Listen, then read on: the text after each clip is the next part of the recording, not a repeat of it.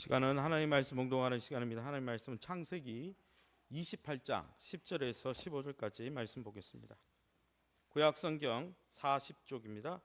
창세기 28장 10절에서 15절입니다.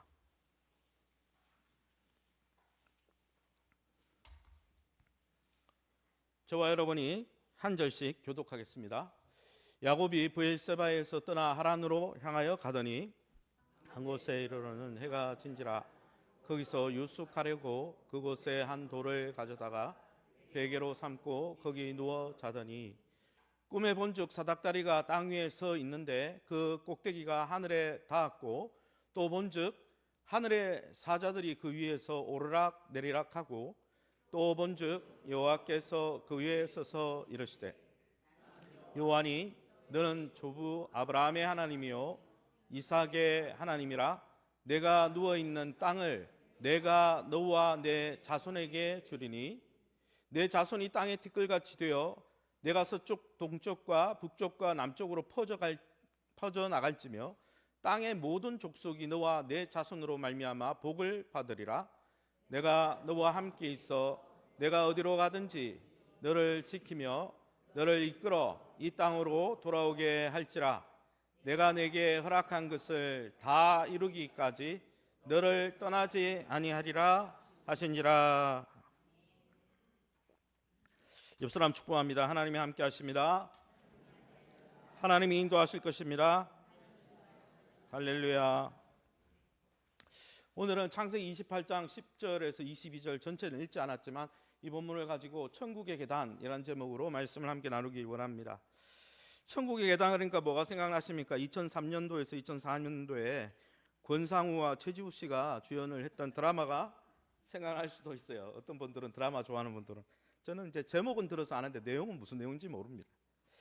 그런데 또 요즘은 천국의 계단이 유명한 게 이제 운동 헬스장에 가면은 우리 권사님들 이야기 들어보니까 이 천국의 계단 또 연예인들이 다 요즘은 하나씩 사가지고 비치를 하더라고요. 저도 한번 해본 적이 있는데 숨가빠 죽는 줄 알았습니다. 계단은 몇 계단이 안 되는데 계단이 계속 움직이잖아요. 제가 오늘 이렇게 천국의 계단이라고 정한 이유는 그 운동기구 때문이 아니고 오늘 성경에 보면 하늘에서 사다리가 내려가는데 이 사다리라는 원문이 계단이라는 의미거든요. 하늘에서 땅과 하늘을 잇는 이 천국의 계단이 이 야곱이 자던 이 머리맡에서 시작되었다는 것이죠. 그럼 오늘 이 본문에 이 천국의 계단과 같은 천국의 사다리가 나타나게 되고 이 베델에서 야곱이 이것을 경험하게 된 배경이 어떨까요? 우리가 본문을 읽을 때 이 본문이 나한테 은혜가 되냐 안 되냐, 지금 나한테 위로가 되냐, 이거보다 더 중요한 것은 본문에 이 내용이 왜 나왔느냐가 중요한 거예요. 주제가 중요한 거예요. 이 본문은 고향을 떠나는 이 야곱의 도망자의 여정, 20년 동안 도망자 생활을 하거든요. 이제 시작입니다. 그런데 왜 도망을 갔냐면은 창세기 27장 41절에 읽어보면 장자권의 축복을 아버지로부터 승인 받거든요. 어쨌든 뭐 겁탈을 했던 아니면 어떻게 뒤를 이렇게 쳐가지고 받았습니다. 그런데 거기에 불만을 품은 형 에서가 이제 죽이겠다고 했어요. 그래서 생명을 부지하려고 이제 바단 아람이라는 지역으로 도망가게 되는 장면입니다. 게다가 성경에 또 읽어보면 형 에서가 가나안 여인들과 결혼을 했는데 그 잘못된 결혼을 했죠. 혼합주의, 신앙이 없는 사람들과 잘못된 결혼을 해서 이삭과 리브가가 깊은 실망감을 가졌습니다. 그래서 이삭과 리브가 부부는 어떻게 합니까?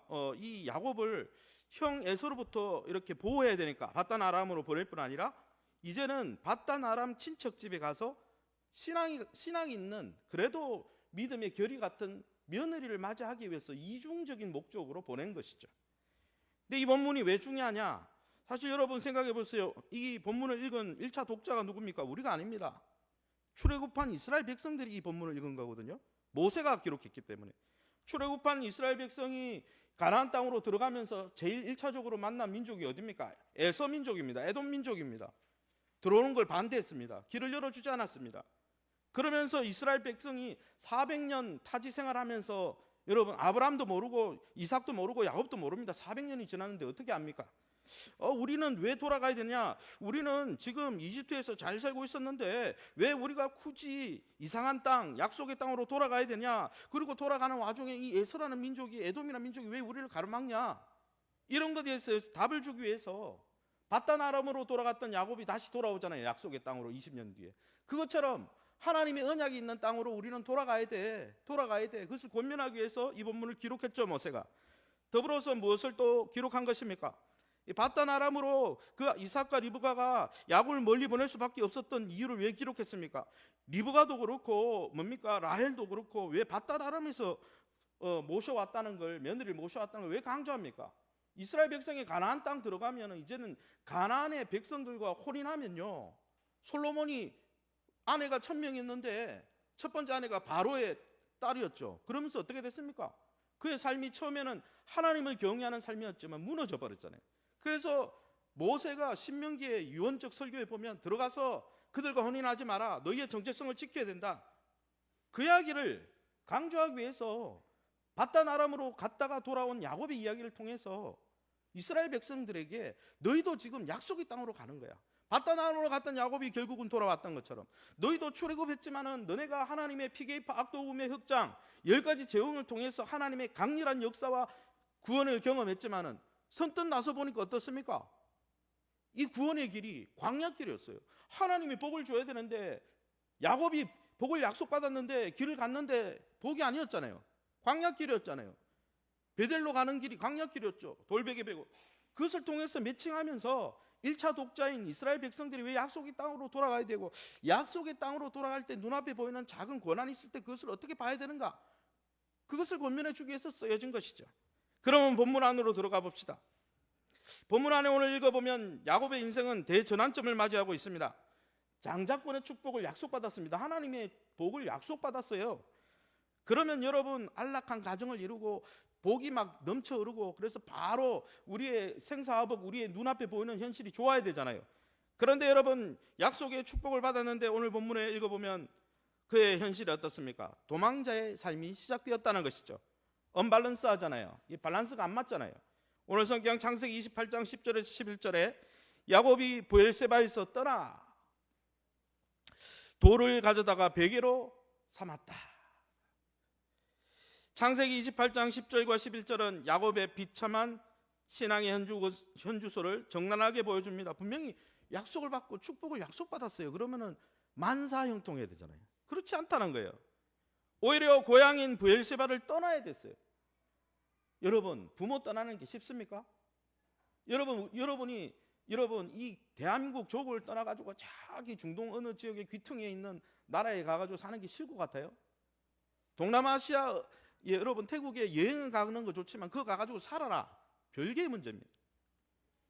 그러게 여러분, 한 번도 가보지 않은 하란으로 향하고 있습니다. 고향을 등졌죠. 또 해가 지자 오늘 본문에 보면 갈 곳이 없었던 야곱은 길거리에서 노숙자가 됐어요.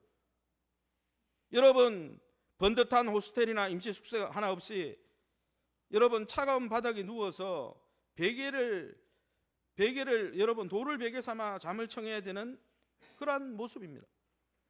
하나님의 약속을, 축복을 약속받은 자였지만 현실은 처량한 노숙자 신세였다는 것. 이거는 여러분, 이 성경 창세기를 처음 읽었던 출애굽한 이스라엘 백성에게 굉장히 공감되었을 겁니다. 왜냐하면 분명히 하나님의 은혜로 어떻게 출애굽했는데 바로 가나안 땅의 풍요로움을 겪으면 좋은데 40년 동안 광야길을 뺑뺑이 돌았잖아요. 하나님의 약속이 진짜 주어진 건 맞는가? 우리 역시 마찬가지입니다. 하나님 나라를 약속받은 신자이지만은 때로는 야곱처럼 세상에서 초라해 보이고 예기치 않은 광야와 같은 현장을 만날 때가 종종 있다는 거죠. 그래서 만사형통이라는 말과 달리 우리 삶에 고난이 출현할 때 하나님이 정말 나를 잊어버린 것 아닐까, 이런 의문이 들 때가 종종 있다는 거예요. 그러면 여러분, 하나님은 그의 백성이 그의 언약 백성이, 하나님의 축복을 약속받은 백성이 고난의 위기에, 또 삶에 형통치 못하는 삶에 직면할 때 하나님은 자기 백성을 어떻게 다루십니까? 그게 중요하죠. 광야길에 하나님 진짜 함께하고 있는가? 첫 번째는 우리가 알 수 있는 것은 우리의 예수 그리스도 안에서 우리의 아버지 되신 새 언약의 주인 되신 하나님은요, 우리의 고난 중에, 고난과 같은 그런 상황 중에 찾아오셔서 깊은 인격적인 만남을 통해 우리를 하나님이 얼마나 사랑하는지, 또 하나님께 우리가 얼마나 특별한 존재인지를 확신케 해주신다는 것이죠. 그러기에 여러분, 위기는 하나님을 만날 기회라는 것입니다.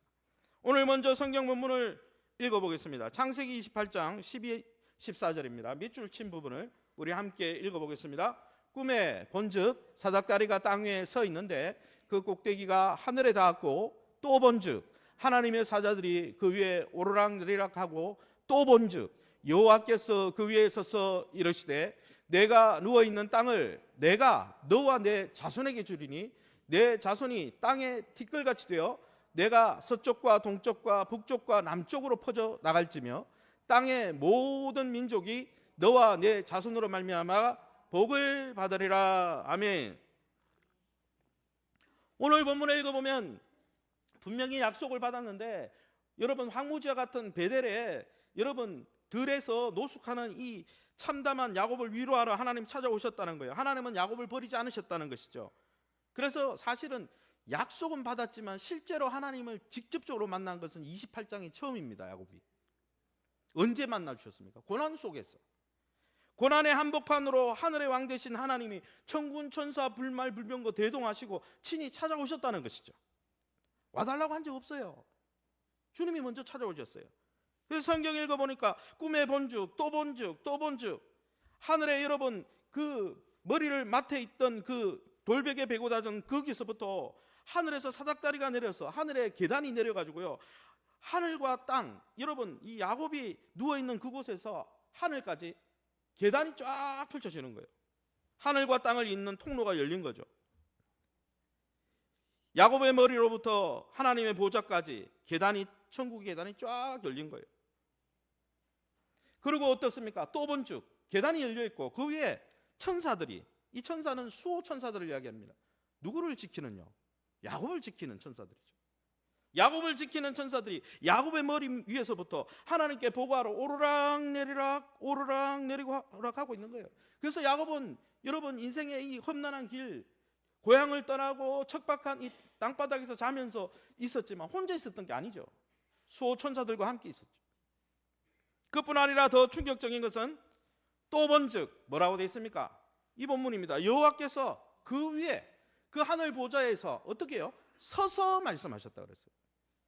아니 보통은 구약 성경에 읽어보면 하나님이 하늘 보좌에 앉으셨다는 표현이 있지, 벌떡 일어나가지고 말씀하셨다 이렇게 이야기하거든요. 이것은 마치 스데반 집사가 순교의 위기 속에 있을 때 하늘 보좌 우편에 있던 예수님이 그 보좌에서 벌떡 일어나서 스데반 집사를 응원한 것과 유사한 표현이죠. 하나님이 서서 말했다는 표현이 잘 없어요 성경에. 그리고 뭐라고 하십니까? 그 하나님이 나는 너의 조부 아브라함, 너의 아버지 이삭의 하나님인데 이제는 내가 너의 하나님이 되어주겠다. 너는 나와 특별한 관계다. 야곱이 누워있는 그 땅과 자손에 대해서 언약을 다시 확증해 주십니다. 아브라함에게 주셨던 약속입니다. 이삭에게 주셨던 약속입니다. 그런데 이제는 그 약속의 축복이 너에게 임한다. 나는 너를 축복의 대상으로 소중하게 여긴다. 내가 너를 얼마나 소중히 여기는지 알아? 천사들이 너를 호위하고 있고 내가 너와 다시 언약을 갱신하기 위해서 이렇게 내려왔잖아. 그렇게 말씀하고 있는 것이죠. 야곱에게 얼마나 위로가 됐겠어요. 혼자 있을 줄 알았는데, 혈혈단신 혼자인 줄 알았는데, 쫓겨나고 버림받고 도망자의 생활인데 하나님이 뭐라고 하는 거예요? 찾아와가지고 걱정하지 마, 나는 너와 함께하고 있어. 출애굽한 이스라엘 백성이 광야길 걸을 때 뭐 이런 땅이 다 있냐 이렇게 할 때 하나님은 어딨냐 그럴 때 걱정하지 마, 내가 성막 가운데 불기둥과 구름기둥으로 너희와 함께하고 있어. 약속의 땅으로 돌아가게 해줄 거야. 얼마나 매칭이 됩니까? 엄청 위로가 됐을 것 같아요. 그런데 하나님은 이 구약에 아브라함과 이삭이 했던 말은 특징은 뭐냐면 땅을 주겠다는 것과 수많은 약속의 자녀를 주겠다는 것이었어요. 그런데 하나님이 도망자 야곱을 위해서 특약 조항을 하나 더 걸어요. 우리가 전세 계약을 맺거나 아니면 보험 계약을 들 때 특약을 걸잖아요. 특약을 걸면 어떻습니까? 가격이 올라갑니다. 보험료가. 왜요? 그 특약 때문에. 그런데 아브라함을 위해서 특약을 걸어요. 15절입니다. 예, 함께 읽어보겠습니다. 같이 읽습니다. 내가 너와 함께 있어 내가 어디로 가든지 너를 지키며 너를 이끌어 이 땅으로 돌아가게 할지라 다 이루기까지 너를 떠나지 아니하리라 하신지라. 아멘. 이것은 아브라함에게 약속한 적이 없었어요. 이삭에게도 약속한 적이 없었어요. 그들은 약속의 땅을 떠나지 않았기 때문이죠. 그런데 야곱은 지금 20년 동안 떠나야 되거든요. 얼마나 불안할까요? 낯설고 물서는 완전히 이국 타향살이를 했는데 가진 것 무일푼이에요. 가족도 없어요. 아무것도 없어요. 돌베개 베고 잤다니까요. 잘 데가 없어가지고. 그런데 야곱만을 위한 맞춤형 특약을 약속을 주십니다. 뭐라고 합니까? 낯선 타향으로 떠나는 불안한 그에게 동행과 보호와 임마누엘을 약속하신 거죠. 성경의 임마누엘의 첫 약속이 여기서 주어지고 있습니다. 내가 너를 떠나지 아니하리라. 내가 너와 함께하리라. 너가 그 뜻을 이룰 때까지 내가 너를 보호하리라. 할렐루야. 여러분, 예수 그리스도 안에서 새 언약 백성 되는 우리에게도 마찬가지입니다. 하나님은 우리에게도 오늘 동일하게 찾아오시는 것입니다. 그러기에 여러분, 우리의 삶의 위기가 내가 하나님의 백성인데 내 삶은 왜 이렇게 고달프고 처량하고 낙심되고 살 소망이 없고 눈앞에 보이는 현실은, 그렇게 할 때 여러분, 그 삶의 위기가 하나님이 우리를 버렸다는 증거가 아니라는 것이죠. 귀로만 듣던 하나님을 이 위기 가운데 눈으로 직접 보고 경험하고 만나는 기회로 삼아주시려고 하나님이 특별한 기회로 여러분 그 고난을 주신 것입니다. 마치 이번 중동전쟁에 적진에 고립된 미군 한 명이 있었잖아요. 뭐 중령인가 대령인가 모르겠는데, 그 대령 구하려고 미 대통령이요 군대 전체를 파견해가지고 아주 특별한 부대, 특수부대 보내가 어떻게 했습니까? 근조 오잖아요. 하나님이 그와 같이 고난받는 우리를 건지시기 위해서 오늘 성경 읽어보면 천사들을 대동하시고 베델로 찾아오셨다는 거예요. 할렐루야. 그러니 여러분, 우리가 인생을 살아가면서 하나님의 언약 백성임에도 불구하고 우리의 삶에 위기가 오고 고난이 오고 어려움이 오고 불편한 현실이 올 때 그게 실패나 낙오의 자리가 아니라 하나님과 특별한 인격적인 만남이 시작되는 축복의 기회인 줄 믿으시기를 예수님 이름으로 축원합니다. 위기가 오면 하나님이 날 만나주겠구나 이렇게 생각하면 딱 맞는 거예요. 사실 만사형통에 대한 오해들이 있죠. 찬송가 384장이 뭔지 아십니까? 나의 갈 길 다가도록입니다. 그 1절 후렴구가 유명하죠. 무슨 일을 만나든지 만사형통하니라. 무슨 일을 만나든지 만사형통하리라. 많은 성도들이 이 찬송을 부르면서 세상에서 만사형통, 소위 말해서 위기가 없고 고난이 없는 것이 하나님의 뜻이라고 생각합니다. 그래서 예수 믿으면 다 잘 돼야 된다 이렇게 착각하죠. 그러나 여러분, 우리의 인생을 살아보면 신자인 우리의 삶에도 만사형통하지 않습니다. 만사형통인 경우가 오히려 더 찾기가 힘들어요. 그러면 욥의 삶을 어떻게 설명할 것입니까? 아브라함은 갈대 우르 땅을 떠나가지고 하나님의 약속을 다 보진 않았잖아요. 이상만 받았지. 나그네처럼 살았잖아요. 그러면 여러분, 하나님 나라에 속하고 천국 백성이 되고 천국 계단을 밟으면서 하나님 백성이 되고 하나님의 사랑받는 백성이 되었음에도 우리의 삶에 위기가 있고 고난이 있고 어려움이 있고 불편함이 있을 때 그게 내가 구원받지 못한 증거일까요? 하나님 나를 버린 증거일까요? 아니면 하나님이 우리를 실어버려서 돌보지 않는다는 증거일까요? 그러면 출애굽한 이스라엘 백성이 왜 광야길을 들어갔습니까? 광야가 왜 있었습니까?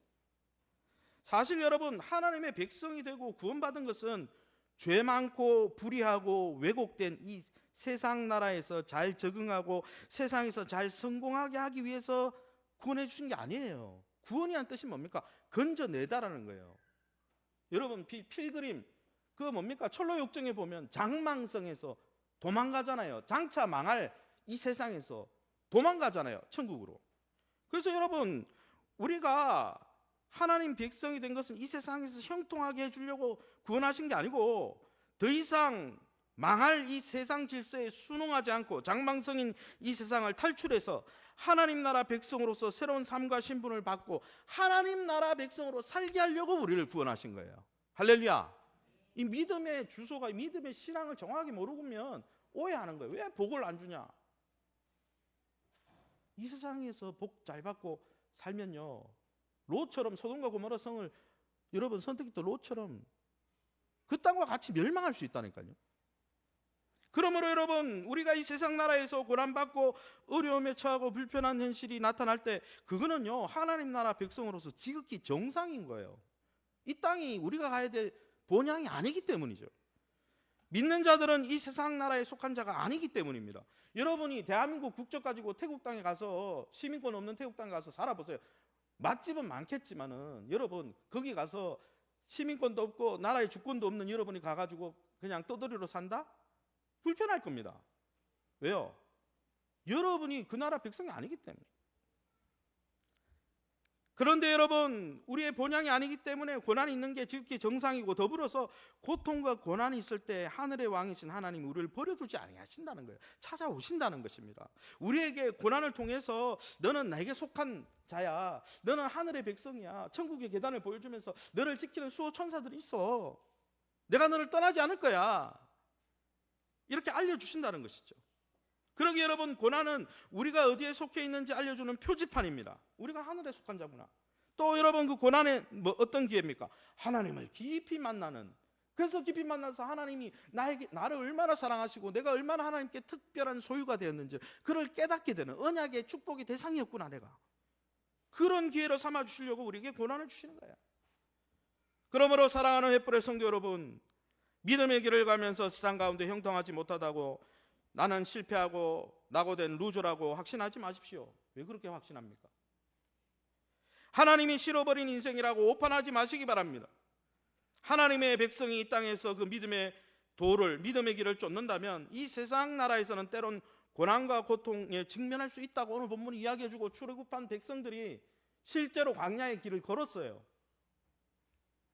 그러니 고난의 순간에 하나님이, 하늘의 왕께서 우리를 돌보시려고 그의 천군 천사를 대동하시고 찾아오실 것을 믿으면서, 하나님, 위기가 왔지만 이것이 위기가 아니라 하나님을 만날 기회인 줄 믿습니다. 하나님이 얼마나 나를 기억하시고 축복하시고 특별한 존재로 보호하고 계신 것을 경험할 수 있게 이 위기를 사용해 주시옵소서. 그게 믿음의 성도인 거예요. 그러므로 고난의 장막 가운데 늘 주님을 만나러 달려가시기 바랍니다.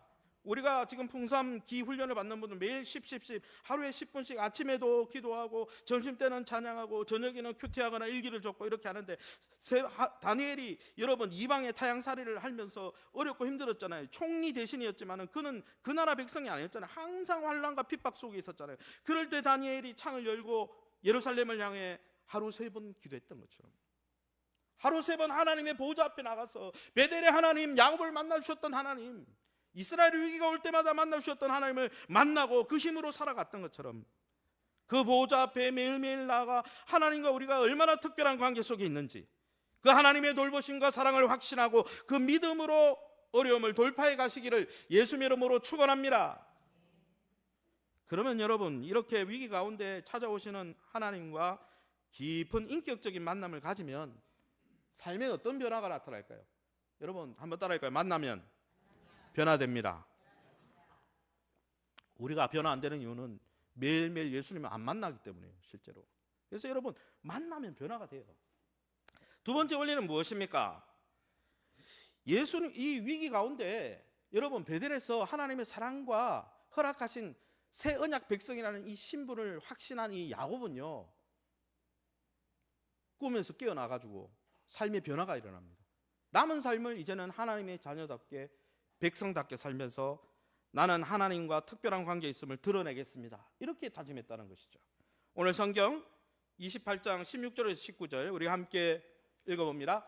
야곱이 잠이 깨어 이르되 여호와께서 과연 여기 계시거늘 내가 알지 못하였도다. 두렵도다 이곳이여, 이것은 다름 아닌 하나님의 집이요 이는 하늘의 물이로다. 베개로 삼았던 돌을 가져다가 기둥으로 세우고 그 위에 기름을 붓고 그곳 이름을 베델이라 하였더라.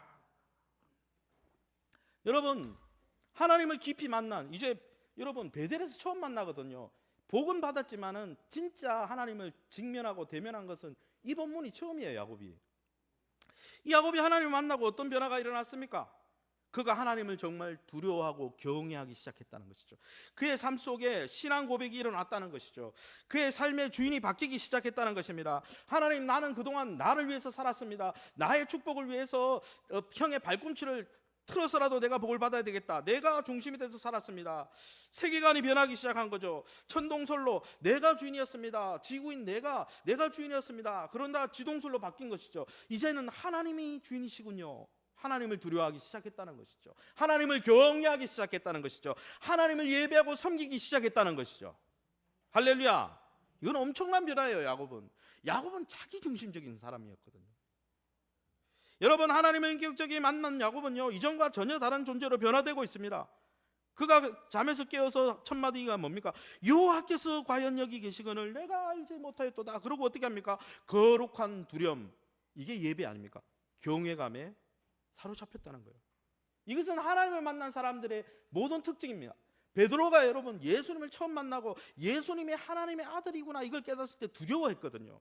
성경에 누가복음 5장 8절에 10절에 베드로가 이를 보고 물고기가 너무 많이 잡힌 거예요. 예수님 말씀대로 하니까 그걸 보고 예수의 무릎 아래 엎드려 이르되 주여 나를 떠나소서 나는 죄인이로소이다. 보통 분이 아니구나. 그리고 두려움이 사로잡힌 거죠. 그래서 9절에 보면 모든 사람이 그 댕구스레에서 놀라고 10절에도 야고보와 요한도 놀라가지고 극하니까 예수님 뭐라 그랬습니까? 시몬 베드로에게 무서워하지 마라.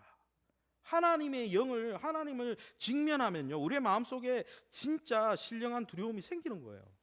영적 감각이 살아나는 거예요. 그동안은 하나님 없이 그냥 내가 주인 돼가지고 막대먹게 그냥 내가 원하는 대로. 여러분, 야곱이 누굽니까? 그냥 등쳐먹는 사기꾼 아닙니까? 어떻게 보면 하나님의 복을 추구하긴 했지만은 여러분 인성이 정말 관계 지능이 빵점이잖아요. 안 그렇습니까? 그냥 자기가 주인 돼가지고 막 그냥 하나님의 복을 쫓아다녔는데 이제 여러분 두려워하기 시작한 거예요. 하나님. 그리고 야곱은 자신이 머물던 황량한 마을 루스를 베델, 하나님의 집이라 불렀습니다. 그리고 그가 노숙하던 자리를 하나님의 지성소다. 하나님이 나와 함께하고 있구나. 두려워하기 시작했다는 거예요. 그 거룩한 두려움, 코람데오, 내가 하나님 앞에 서 있다는 그 두려움이 삶을 바꾸기 시작했다는 거죠. 여러분, 그는 베개 삼았던 돌을 기둥으로 세우고 기념비를 쌓았습니다. 돌에 기름을 붓고요 기념비를 쌓았어요. 이런 행동은 구약에 많이 나타납니다. 어떻게 나타납니까? 이 돌을 쌓고 돌을 가져다 기둥으로 세우고 그 위에 기름을 붓고 그곳 이름을 베델이라 불렀는데, 여러분 출애굽한 이스라엘 백성이 출애굽해가지고 가나안 점령하러 들어갈 때 요단강이 갈라지잖아요. 거기에 12돌을 세웁니다. 왜 세웁니까? 하나님이 이렇게 역사하셨고 하나님이 우리와 함께하고 계셨고 그걸 자손 만대로 기억하게 하려고. 그래서 여러분 야곱이 자기가 자던 돌을 세워가지고 거기에 기름을 붓고 베델이라 부른 것은 하나님, 환난 날에 도우신 하나님을 내가 평생 잊지 않고 기억하겠습니다. 그걸 다짐한 거예요. 여러분도 그렇지 않습니까? 저도 그런데 여러분이 큐티하면서 여러분 하나님 만난 걸 이렇게 적잖아요. 제가 대학교 4학년 때 하나님 성령께서 제 마음에 감동을 주셔서 기도하는 중에 너는 이렇게 살아라. 그래서 제 인생의 10계명을 적어 놓은 적이 있어요. 지금도 제 책 속에 있어요. 가끔씩 그것을 꺼내봅니다. 아, 내가 하나님 앞에 이렇게 헌약했었지. 내가 하나님 앞에 이런 사역자가 되기로 했었지. 내가 하나님 앞에 이런 인생을 살기로 했었지. 그걸 돌아보면서 마음이 다시 뜨거워져요. 제가 대학교 3학년 때 군에 가기 전에 3학년 다 마치고 갔는데 공동체를 섬긴다고 늦게 갔거든요. 그런데 그때 PBS 노트가 있었는데 PBS는 그 큐티보다 좀 더 깊은 성경 용어입니다. 그거를 제가 잃어버렸어요. 도서관에서 연구하고 놔뒀는데 누가 치웠나 봐. 복학한 뒤에 그걸 찾았거든요. 군에 갔다 오고 나서. 제가 그걸 붙들고 얼마나 엉엉 울었는지 몰라요. 왜냐하면 3년 전에 하나님, 2년 전에 이렇게 나를 만나 주셨구나. 펼쳐보니까 하나님 만나 준 이렇게 흔적들이 있더라고요. 여러분, 야곱도 마찬가지가 아니었겠습니까? 베델에서 만나주신 하나님을 기억하고 잊지 않고 감사하려고 여러분 거기에 기념비를 세우는 거예요. 관객도 대항비를 세운 게 아니고 하나님을 만난 기념비를 세운 거죠. 그리고 그것을 기억하면서 20년 도망자 생활을 고난 가운데 견뎌내는 거죠. 베델로 돌아가야 된다. 나중에 베델로 돌아오잖아요. 그런 변화가 일어났다는 거예요. 두 번째 변화는 어떤 변화입니까? 그래서 여러분, 하나님을 만나면요 주인이 변하고 기억의 대상이 변하고 섬김의 대상이 변하고, 할렐루야, 두 번째는 어떤 변화가 있습니까? 창세기 28장 20절에서 22절입니다. 함께 읽어봅니다. 야곱이 서원하여 이르되 하나님이 나와 함께 계셔서 내가 평안히 아버지 집으로 돌아가게 하시오면 여호와께서 나의 하나님이 되실 것이요 내가 기둥으로 세운 이 돌이 하나님의 집이 될 것이요 주신 모든 것에서 10분의 1을 내가 반드시 하나님께 드리겠나이다. 하나님을 만나고 어떤 변화가 있었습니까? 하나님을 두려워하고 하나님을 주인으로 섬기려고 하는 마음이, 신앙이 일어났습니다. 두 번째는 어떤 반응입니까? 서원했다는 거예요.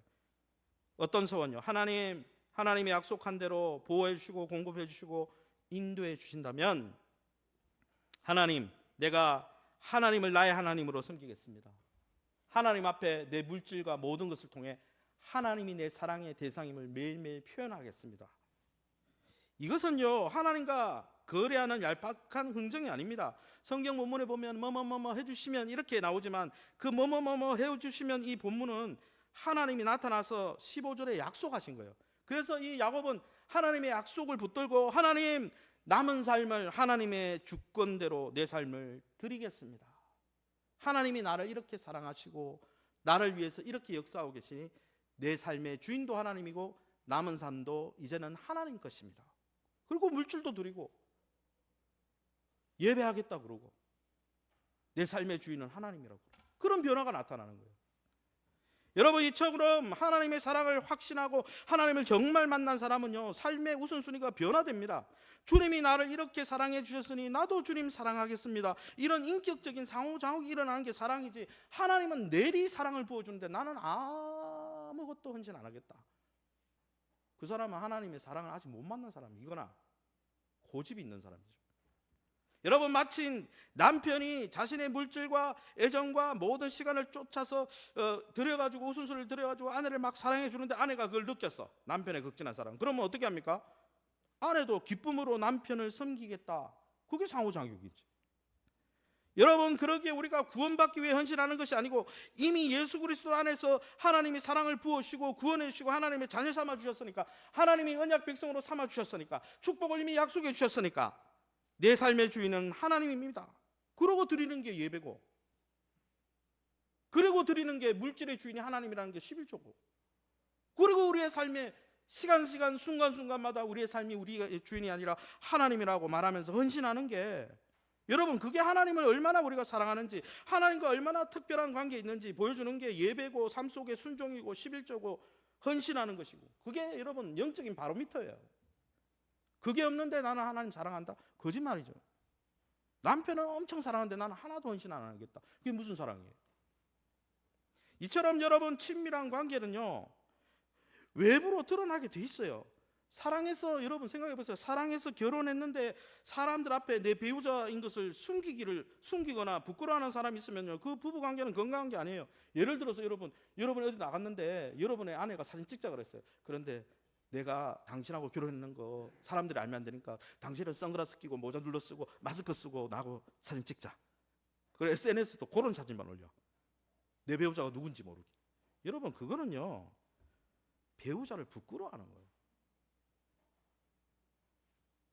영적인 원리도 마찬가지 아니겠습니까? 우리가 하나님의 자녀가 되고 하나님이 사랑 부어준 게 확신하면요, 하나님과의 관계를 드러내게 돼 있어요. 삶 속에 예배의 삶이든 11조의 삶이든 아니면 헌신의 삶이든 전도의 삶이든 말씀 앞에 순종하는 삶이든 드러내게 돼 있어요. 그게 건강한 관계예요. 내가 진짜 사랑하고 부끄러워하지 않으면 드러내죠. SNS에도 저 아내랑 찍은 사진을 떡하니 올려놓죠. 카톡장에. 그죠?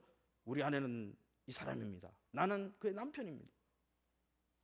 마태복음의 5장 15절에 그래서 예수님 이렇게 말씀하셨잖아요. 함께 읽어보고 말씀 정리하겠습니다. 등불을 켜서 그릇으로 덮어줄 사람은 아무도 없다. 등잔대 위에 올려놓아 집안에 있는 모든 사람에게 비치게 하지 않겠느냐. 우리가 세상의 빛으로, 세상의 소금으로 부름받고 하나님의 백성으로 부름받으면요, 그 등불은요, 가리면 안 되는 거예요. 드러나야 되는 거예요. 삶으로 드러나야 되는 거예요. 일상의 모든 순간에서 하나님이 내 우선순위고, 그래서 내 생명을 다 들여서 예배하는 것이 내 인생의 목적이고, 삶 속에 물질이 귀하지만 자본주의에서 제일 귀중한 게 뭡니까? 신과 같은 존재가 뭡니까? 물질 아닙니까? 그렇지만은 하나님 앞에 11조를 드리면서 하나님, 내 인생의 주인은 하나님입니다. 삶 속에 세상 사람들은 다 손해보지 않으려고 그러고 자기 이윤만을 쫓아가고 자기 중심적으로 살아가지만 하나님, 나는 하나님 중심으로 이타적으로 하나님 백성답게 살겠습니다. 그렇게 드러내는 관계를 통해 하나님의 관계가 드러나는 거고 하나님과 특별한 관계라는 것이 드러나는 거고 그런 자들을 하나님이 기뻐하시고 축복하시는 것이죠. 제 말씀 맺겠습니다. 사랑하는 성도 여러분, 야곱이 만난 그 하나님이 바로 우리 하나님이십니다. 할렐루야. 예수 그리스도를 통해 우리가 위기가 올 때마다 하나님의 사랑은 변함이 없습니다. 찾아오십니다. 그러니 매일 다니엘처럼 10, 다니엘처럼 하루 3번 아니면 하루에 1번이라도 주님과의 만남의 자리로 나가시기 바랍니다. 매일 영적 만남을 통해 하나님이 우리를 얼마나 사랑하는지, 나는 얼마나 하나님 앞에 특별한 존재가 됐는지 확신하고 누리시기 바랍니다. 그게 안 누려지면은 여러분 연봉이 얼마고 차는 뭐 끌고 다니고 세상의 그 비교에 휘둘리는 거예요. 우리가 그런 게 없다고 여러분, 우리가 자존심을, 여러분 영적 자존심을 잃어버리겠습니까? 우리가 누군데? 여러분 그 사랑을 경험한 뒤에 여러분이 드리는 예배에 여러분 하나님을 향한 존귀함이 드러나고 있습니까? 물질을 드리고 시간을 드리고 은사를 드리고 여러분의 삶을 드리면서 여러분 주님의 몸된 교회를 섬기는 일이 인생의 최우선 순위가 되고 있습니까? 드러나야 되는 거예요. 내가 가장 소중히 여기는 것은요, 자랑하게 돼 있습니다. 하나님의 사랑이 너무 소중해서 예배가 1순위가 되길 원합니다. 할렐루야. 하나님이 우리를 구원하신 것이 확실하니까 우리도 일상 가운데 구별된 삶을 통해서 우리가 하나님의 백성임을 드러낼 수 있기를 예수님 이름으로 축원합니다.